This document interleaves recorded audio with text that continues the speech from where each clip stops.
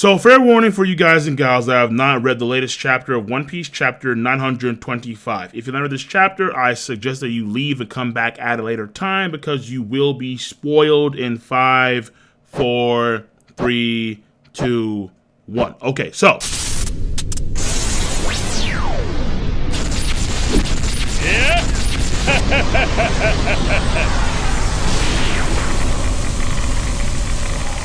In the latest chapter of One Piece, chapter 925, we have some fairly interesting dialogue on a lot of fronts, on a lot of parts, but the main focus here for this video is Dracula Mihawk, the world's strongest swordsman and current Shichibukai, current warlord of the sea. Now, in this chapter, we have him talking to Perona, because Perona just found out about what's going on with Gecko Moria, and she's leaving.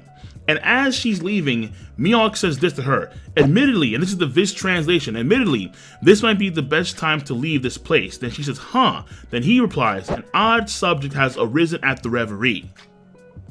An odd subject has arisen at the reverie. Well, if it pertains to him, then the best subject so far is the abolishment of the warlord, the Shichibukai system.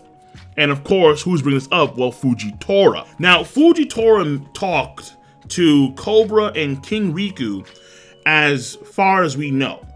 And these two kings are the leaders of countries that have been devastated by warlords. Alabasta, Crocodile, King Cobra.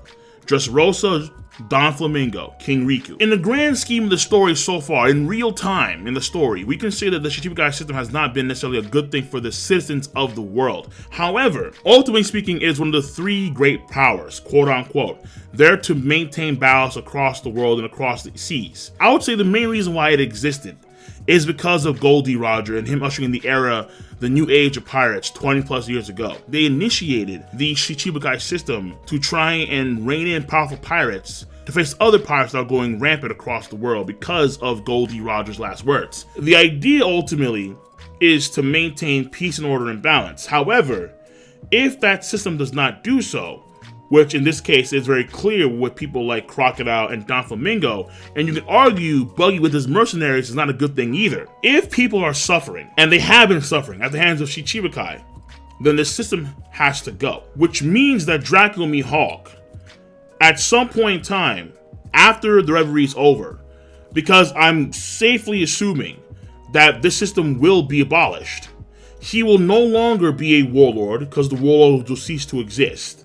And he will return to be a pirate. Of course, this will be the world's strongest swordsman, but when he says, admittedly, this might be the best time to leave, well, Mihawk is expecting company in some respects. Maybe not within the next few days, but within the next few weeks. Because they should know, they meaning the Marines, the world government, they should know where Mihawk resides, where he lives. Mihawk feels like Perona would be in danger if she stayed. And so if the system is abolished, the warlord system, they'll be coming from Mihawk. One could only fantasize about who can come to fight against someone like Mihawk. It won't be any scrubs. Like, if they send only vice admirals or something like that, then they're fools. Mihawk has that title for a reason. Mihawk will probably be tangled with admirals. Will Oda show it? I doubt it. Probably an admiral, a single admiral, they'll send one with a whole bunch of troops to deal with Dracula Mihawk. And he deserves at least that. He may stay there for a while, because that is his home. So he may engage with Marine forces in the very near future. And after the situation with the Revolutionary Army has settled in whatever way to reform, we'll see. So assuming they send an admiral, Kizaru, Fujitora, Greenbow, whoever it is, it's not going to be an easy fight for Mihawk. And I'm not saying he's going to die, no. But it's odd because people would say Shiryu of the Rain is the one that will take care of Mihawk. People would say that he is the one that ultimately Mihawk will have to face and lose to. And then Zoro fights Shiryu of the Rain for the title of the world's strongest swordsman. But right now we see Shiryu in this chapter and he's just chilling. He's chilling with Blackbeard on the Pirate's Paradise. He's just having a good old time. And as far as you can tell, Shiryu's motivations don't really seem to be focused around anything pertaining to being the world's strongest swordsman. He's just, again, there with Blackbeard. I don't think Shiryu at this point in time will come and take that title because, again, his ambitions don't seem to be focused on that at all. He's just chilling. Potentially speaking, if he is a pirate, if the system does go down and he's no longer a warlord and Mihawk is now on the run, quote unquote, well, he could run into Shiryu of the Rain and then they fight and then he dies, something of that sort. That could happen as well, but that's more of like a chance thing. So the notion's still out there, and I do want it to happen because I think that tension between Shiryu and Zoro, if Shiryu was the strongest swordsman in the world at that point in time, that tension would be far higher, and it'd be far more alluring to me to see that fight happen rather than Mihawk and Zoro. If there is a potential individual that would take out Dracula Mihawk, maybe Fujitora. They have to send strong guys to deal with Mihawk. I feel like the one Ichiro Oda would write in that position would be Fujitora. If the Marines are serious about abolishing the system, then they would have to start with, I would assume, the head honcho of that system, which is Dracula Mihawk. Fujitora and Mihawk could be a possibility now. Even though they're dealing with the Revolutionary Army right now, Sabo and company, I don't see Fujitora having an issue after it's all said and done. He'll be fine. After it's all said and done, he'll just deviate on Marine orders and go to where Mihawk is with his troops and some vice admirals and so on and so forth. Let's say Fujitora and Mihawk have a duel. Fujitora wins. Then he is now the world's greatest swordsman. Something of that sort.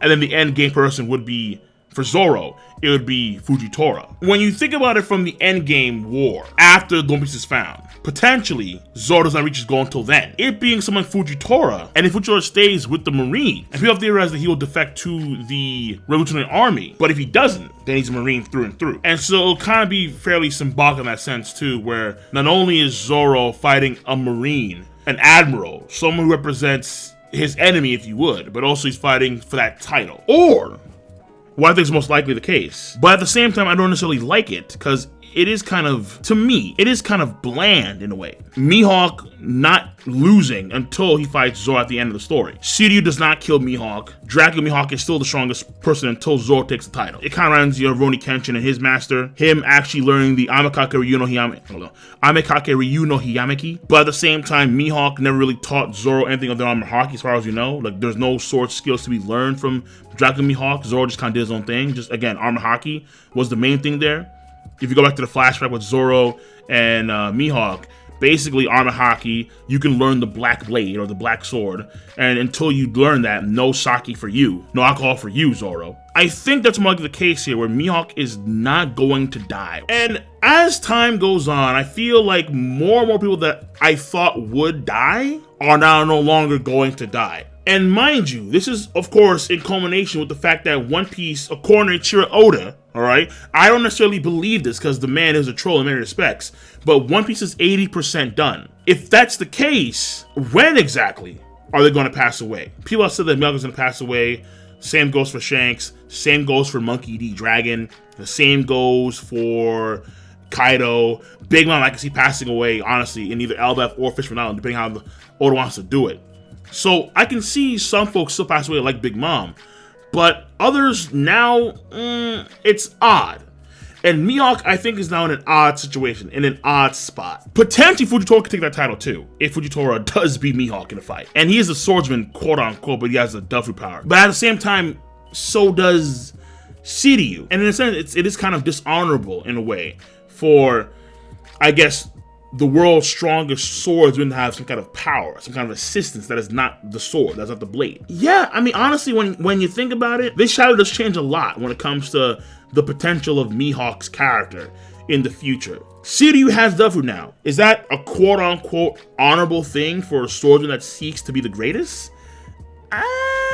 Probably not. Shiryu may not care at all and still take that title regardless. So Mihawk will still be the world's strongest swordsman until end of story, face Zoro, and Zoro will become the world's greatest swordsman after he defeats Mihawk. And that's really it. You can say it makes more sense, honestly, with Zoro and Mihawk, it does, but it's less appealing to me, because I think Shiryu and Zoro will be awesome. But I digress. That's it, guys. So I'm going to catch you guys and gals later.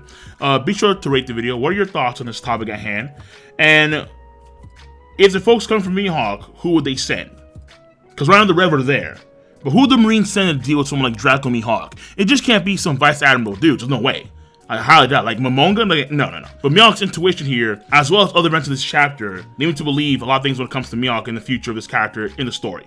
So once again, I'm catching you guys later. Be sure to rate the video. Not that hard to do. I guarantee you that, because I know that you all have a device called Zmouse Sue. You use Zmouse Sue to click, rate the video, to click, subscribe, to click on that bell to join the squad. Please do. And of course, comment. Let me know where you stand. Comment in the comment section down below. Peace. And have a nice goddamn day.